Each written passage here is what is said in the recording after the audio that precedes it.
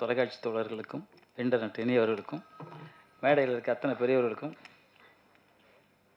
நன்றி கலந்த வணக்கத்தை தெரிவிச்சொல்ல பெருமை அடைகிறேன். அரவிந்த் சார் தமிழ் திரை உலக ஒரு ஆங்கில படத்துக்கு நிகராக எடுத்து புரட்டி போட்டவர்.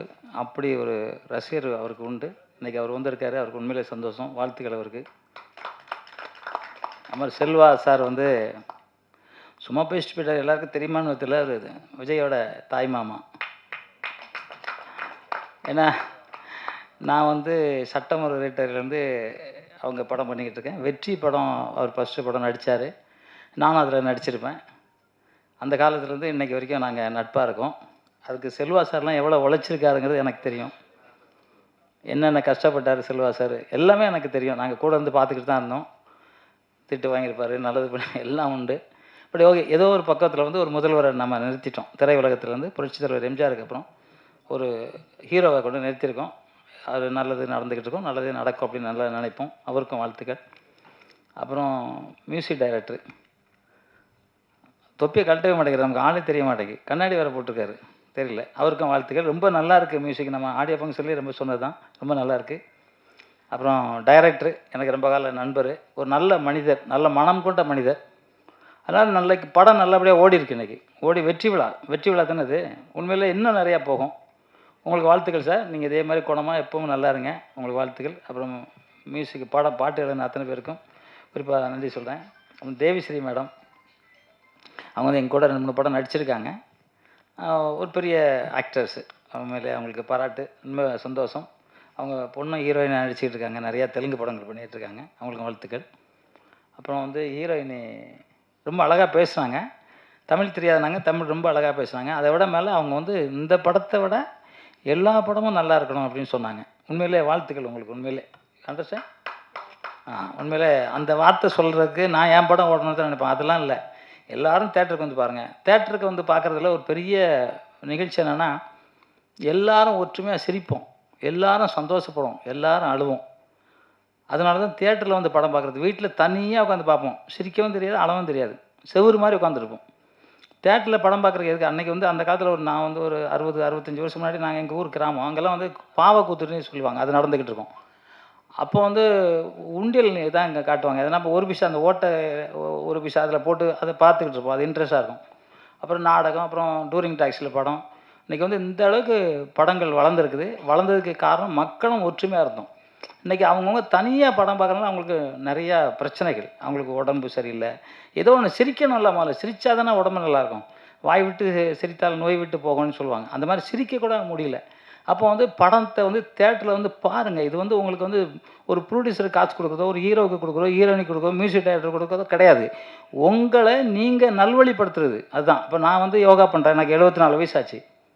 நான் நல்லா இருக்கிறேன் அப்படின்னா காரணம் என்னென்னா, நான் பயிற்சி பண்ணிக்கிட்டே இருக்கேன். அதே மாதிரி தேட்டரில் படம் பார்த்துக்கிட்டே இருக்கேன். ஏன்னா அவங்க சிரிக்கும்போது அந்த சிரிப்பு இல்லை, அந்த சிரிப்பு நம்மளையும் சேர்ந்து சிரிக்க வைக்கும். ஒருத்தர் பக்கத்தில் சிரிக்கும்போது நம்ம சிரிப்போம், கண்டிப்பாக சிரிப்போம். வீட்டில் சிரிக்கவே மாட்டோம். உண்மனி உட்காந்து படம் பார்த்துட்டு இருக்கோம். அதனால் இவங்க சொன்னது, இந்த ஹீரோயின் சொன்னது 100க்கு 100 உண்மை. எல்லாருமே தேட்டரில் போய் படம் பாருங்கள். இதை காசுக்காகலாம் சொல்லலை. ஏதோ ஒரு வேலை நாங்கள் கூட செஞ்சுருவோம். அதெல்லாம் ஒன்றும் பிரச்சனை இல்லை. ஏதோ பிறந்துட்டோம் எல்லோரும். ஏதோ இப்போ 8 கோடி பேர் இருக்காங்க தமிழ்நாட்டில்னா. 8 கோடி பேருமா சினிமாவில் இருக்கும்? சும்மா 30,000 பேர் தான் இருக்கும். இதுக்கு எங்களுக்காகவே சொல்ல. இது மக்கள் பார்க்குற மக்களாக இருக்கட்டும், கேட்குற நண்பர்களாக இருக்கட்டும், நிச்சயமாக தேட்டரில் வாரத்தில் ஒரு நாளாவது நம்மளை ரீசார்ஜ் பண்ணிக்கோங்க. நம்மளை சிரித்து அழுது நம்ம அழ முடியாது. தனியாக உட்காந்து அழ முடியுமா? அந்த படம் பார்க்கும்போது கண் கலங்கும் நமக்கு. அந்த நீர் வர்றது ரொம்ப நல்லது உடம்புக்கு. இது மாதிரி எல்லாமே நீங்கள் தேட்டரில் படம் பார்க்கணும். இந்த படம் சக்ஸஸ் மீட் ஆனது உண்மையிலே சந்தோஷம். நான் ஆடியோ ஃபங்க்ஷனில் கலந்துக்கிட்டேன். அதே மாதிரி இந்த படம் இன்னும் நிறைய பணம் கொடுத்து அந்த டைரக்டர், ப்ரொடியூசர் அவர் சார் எழுந்துருங்க சார் ஒரு நிமிஷம். அவருக்கு உண்மையிலே கை தட்டுங்க. அவர் ரொம்ப காலமாக பண்ணிக்கிட்டு இருக்காரு. அவர் இங்கே சொல்கிறார், நான் அந்த படம் சக்ஸஸ் ஆகும்னு நினைக்கலன்றாரு. நிச்சயமாக என்ன நீங்கள் சக்ஸஸ் படமாக கொடுப்பீங்க சார். உழைப்பு, உண்மை, நேர்மை, கடினமான உழைப்பு இருந்தால் யாருமே தோக்க மாட்டோம். நான் கூட தனியாக தான் வந்தேன் சென்னைக்கு. ஆனால் புரட்சித் தலைவர் எம்ஜிஆர் என்னை கூப்பிட்டு சினிமாவில் விட்டாலும் யாரும் வேலை தரல, குள்ளமாக இருக்கேன்ட்டு. அதுக்கப்புறம் நானே என்னோடய முயற்சியில், என்னோடய திறமையில் இன்றைக்கி 2000 படம் பண்ணியிருக்கேன். அதெல்லாம் பெரிய விஷயம். அது மாதிரி நீங்களும் நிறைய படம் பண்ணணும். இந்த தமிழ்நாடு உங்களை வாழ்த்தும்னு சொல்லிக்கொண்டு அத்தனை பேருக்கும் நன்றி கலந்த வணக்கத்தை சொல்லிக்கிறேன். குறிப்பாக ஒரு சகோதரர் விஜய், அவருக்கும் என்னோடய வாழ்த்துக்கள் சொல்கிறேன். நிறைய நல்லா இருக்கீங்க சார், நல்லா பெருசாக வாங்க, வாழ்த்துக்கள் சொல்கிறேன். எப்பவும் சொல்கிற மாதிரி தான் சார், இந்த உலகெல்லாம் போராடிக்கிட்டு இருந்தாலும் நம்ம இந்தியா மட்டும் நல்லா சந்தோஷமாக இருக்கும்.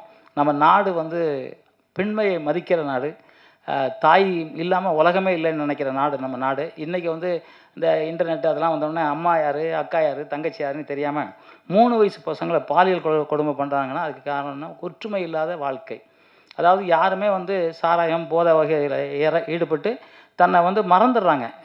யார் அண்ணனா இருக்கிறேன் போட எவனாக இருந்தாலும் நமக்கு ஒரு கோட்டரை கிடச்சா போதும்னு நினைக்கிறாங்க. அதை மறங்க. சாராயம் விற்கிறவன் சாராயம் குடிக்க மாட்டான், கஞ்சா விற்கிறவன் கஞ்சா குடிக்க மாட்டான், அபின் விற்கிறவன் அபின் குடிக்கவே மாட்டான். ஏன்னா அவனுக்கு தேவை காசு தான். ஆனால் நீங்கள் உங்கள் உயிரை கொடுத்து குடித்து ஒன்றுமே இல்லாமல் போகிறீங்க. பாருங்கள், வேலைக்கு கூட ஆள் இல்லைங்கிறாங்க. அதனால் நம்ம பாம்பேல இருந்தோ ஏதோ ஒரு குஜராத்தில் இருந்தோ எங்கேயோ எடுத்துகிட்டு வந்து வேலை செஞ்சுக்கிட்டு இருக்கோம். அப்போ வேலை உங்களுக்கு இல்லை. ஒரு தாய், ஒரு பெண் அவங்க கஷ்டப்பட்டு உழைச்சி தன்னோட கணவனுக்கு குழந்தைக்கு சாப்பாடு கொடுத்துக்கிட்டு இருக்காங்க இன்றைக்கி காலகட்டத்தில். அதை மாறணும். அந்த மாற்றம் உங்கள்கிட்டருந்து வரணும்னு நினச்சி இந்த இந்தியா எப்போதுமே சந்தோஷமாக மன மகிழ்ச்சியாக இருக்கும். தமிழ் சினிமா மாதிரி இன்றைக்கும் சொல்கிற திரைக்கலைஞர்கள் அப்படிப்பட்ட சிறப்பான ஒரு கலைஞர்கள். பல காரணங்களால் வந்து சினிமா வந்து தேட்டர் கிடைக்காம ரொம்ப கஷ்டப்பட்டு படம் பண்ணுறது ஈஸியாக இருந்தது, படத்தை ரிலீஸ் பண்ணுறது கஷ்டமாக இருந்தது. அப்படி ஒரு சூழல் இருந்தது. அதையெல்லாம் மீறி இன்றைக்கும் நம்ம இயக்குனர், இந்த படத்தோட இயக்குனர் துர்கா அவர்கள், நான் தான் கேட்டேன், சார் நீங்கள் தமிழ் மாதிரி பேசலையே அப்படின்னு. நான் கன்னடா சார் அப்படின்னாரு. அங்கிருந்து வந்து இங்கேயும் வந்து இன்றைக்கும் படம் பண்ணி சிறப்பான ஒரு படத்தை வந்து கொடுத்துருக்காரு. இந்த படத்தினுடைய கதை அப்படிங்கிறத பார்த்திங்கன்னா ரொம்ப ஒரு சின்ன கதை. ஏன்னா ஒரு இயக்குனராக என்னடா ஒரு எங்கேயுமே ஒரு ட்விஸ்ட்டு கிடையாது, ஒரு டேர்ன் கிடையாது, ஒரு 2 ஸ்ட்ரெயிட் நேரேஷன், அவ்வளோதான். ஒரு பணக்கார வீட்டு பொண்ணு, ஒரு இது, இவங்களுக்கு இடையில ஒரு சின்ன ஜாதி பிரிவு, 2 பேரும் எப்படி சேர்ந்தாங்க, எப்படி வாழ்ந்தாங்க, அவர் எப்படி மனசு மாறினார், இவ்வளோதான் வந்து ரொம்ப சிம்பிளான ஒரு கதை. அந்த கதைக்கு இந்த அளவு வந்து அவர் உயிர் கொடுத்து பாடுபட்டு அதை இன்றைக்கி இவ்வளோ சிறப்பாக கொண்டுட்டு வந்து நிறுத்தினதுக்கு அவரை நம்ம பாராட்டியே ஆகணும். ஏன்னா இப்போ இந்த கதைங்கும் போது இதற்கு வந்து ஒரு கதை களமாக அவர் எடுத்துக்கிட்ட பகுதிகள் பார்த்திங்கன்னா, அந்த லொக்கேஷன்ஸ் பார்த்திங்கன்னா ரொம்ப அற்புதமான இடங்களை தேர்வு பண்ணி ரொம்ப அற்புதமான இடங்களில் போய் வந்து இந்த படத்தை வந்து எடுத்திருக்காரு. ஏன்னா இந்த கதையை வந்து நம்ம சென்னையிலே வந்து ரொம்ப ஈஸியாக சொல்லிட்டு போகலாம். பட்ஜெட்டை சுருக்கணும் அப்படின்னு நினச்சிருந்தா அவர் அப்படி நினைக்கல. தன்னுடைய கதைக்கு வந்து ஒரு உயிர் கொடுக்கணும் அப்படின்ற முடிவில் வந்து ரொம்ப அற்புதமாக அதற்கு உதவியாக இருந்தது நம்ம சதீஷ் பாபு சார் அவர்கள். First of all, I would like to ask sorry because எனக்கு அவ்வளோ தமிழ் பேச வராது. But I'll try talking in Tamil only. So ஏதாச்சும் தப்பாச்சுன்னா மன்னிச்சுங்க. First of all, I would like to ask everybody, எல்லாருமே தியேட்டர்ஸ்க்கு வந்து சினிமா பாருங்க. Not the cinema, all the cinema. Because நாளைக்கு இது டிவிలో பார்க்கணும் வரும் ஆர் மொபைலில் பார்க்கணும் வரும் அப்படியான வெயிட் பண்ணாதுங்க. ஏன்னா இப்போது நம்ம எல்லாருக்குமே பேஷன்ஸ் ரொம்ப தக்குவ, it's very less. Because reels பார்க்கும், when we are seeing reels also we can not even see like 30 seconds. We just keep scrolling the phone. So அப்படி பண்ணாதுங்க. Just make yourself time, at least monthly once or twice or thrice, just 2 hours of time தியேட்டர்ஸ்க்கு வந்து இந்த movie பாருங்க. Because theatre experience வந்து வீட்டில் கிடையாது, இல்லை ஃபோனில் பார்க்கணும், அந்த எக்ஸ்பீரியன்ஸ் வராது. நல்லா இருக்கோ இல்லையோ அது வேறு. At least to say it is good or bad, just watch the movie once, any movie, support the movies, so that only because of the theaters, cinema can sustain in all the industries. Thank you. நன்றி. இங்கே வந்திருக்கிற எல்லா நண்பர்களுக்கும், டைரக்ஷனுக்கும், ஜாக்கூர் சாருக்கும், விஜய் செல்வன் எல்லோருக்கும் ரொம்ப நன்றியை தெரிவிச்சிருக்கிறேன். இந்த படத்தில் வந்து எனக்கு வாய்ப்பு கொடுத்த துர்கா பிரசாந்த் சாருக்கு ரொம்ப நன்றி தெரிவிச்சிருக்கேன். இன்னொரு விஷயம் என்னன்னாக்கா, இந்த படம் வந்து எனக்கு 40வது படம். இப்போ சக்ஸஸ்ஃபுல் பார்ட்டி பண்ணிகிட்ருக்காங்க. எனக்கு ரொம்ப சந்தோஷமாக இருக்குது. இன்னும் அவங்க மேலே மேலே படம் பண்ணணுன்ட்டு எனக்கு ரொம்ப ஆர்வமாக இருக்குது. அடுத்த படத்துலையும் நான் புக் ஆகிருக்கேன். டைரக்டர் துர்கா பிரசாத் சார் சொல்லியிருக்காரு. எனக்கும் விஜய் செல்வனுக்கும் வாய்ப்பு கொடுத்துருக்காங்க. Thank you Durga Prashanth sir. நன்றி. மனு இத்திரைப்படத்தின் இந்த வெற்றி தருணத்தை உருவாக்கிய இந்த திரைப்படத்தின் கேப்டன் இயக்குனர் திரு துர்கா பிரசாத் அவர்களுக்கு இந்த திரைப்படத்தில் ஒரு கதாபாத்திரத்தை கொடுத்து என்னை இயக்கி ஒரு நற்பெயரை எனக்கு எடுத்து கொடுத்த அவருக்கு இந்த நேரத்தில் என்னுடைய மனமார்ந்த நன்றிகளை தெரிவித்துக் கொள்கிறேன். இந்த திரைப்படத்தில் என்னோடு பயணித்த ஒட்டுமொத்த திரைப்பட குழுவினருக்கும் என்னுடைய நன்றிகளையும் வாழ்த்துக்களையும் தெரிவித்துக் கொள்கிறேன். அதே சமயம் இந்த திரைப்படத்தை கேமராமேன் மிகவும் சிறப்பாக இயற்கை ததும்ப மக்களுக்கு அது ஒரு விருந்தாக கொடுத்திருக்கின்றார். அந்த வகையில் கேமராமேன் அவர்களுக்கு என்னுடைய மனமார்ந்த நன்றிகள். மேலும் இந்த தருணத்தை சிறப்பாக எல்லோரும் சேர்ந்து சிறப்பிக்கும் வகையில் உருவாக்கிய இந்த திரைப்படத்தின் தயாரிப்பாளர் அவர்களுக்கும் என்னுடைய மனமார்ந்த நன்றிகளை தெரிவித்துக் கொண்டு நீங்கள் இங்கு வருகை புரிந்த உங்கள் அனைவருக்கும் மீண்டும் என்னுடைய வாழ்த்துக்களையும் நன்றிகளையும் தெரிவித்துக் கொள்கிறேன்.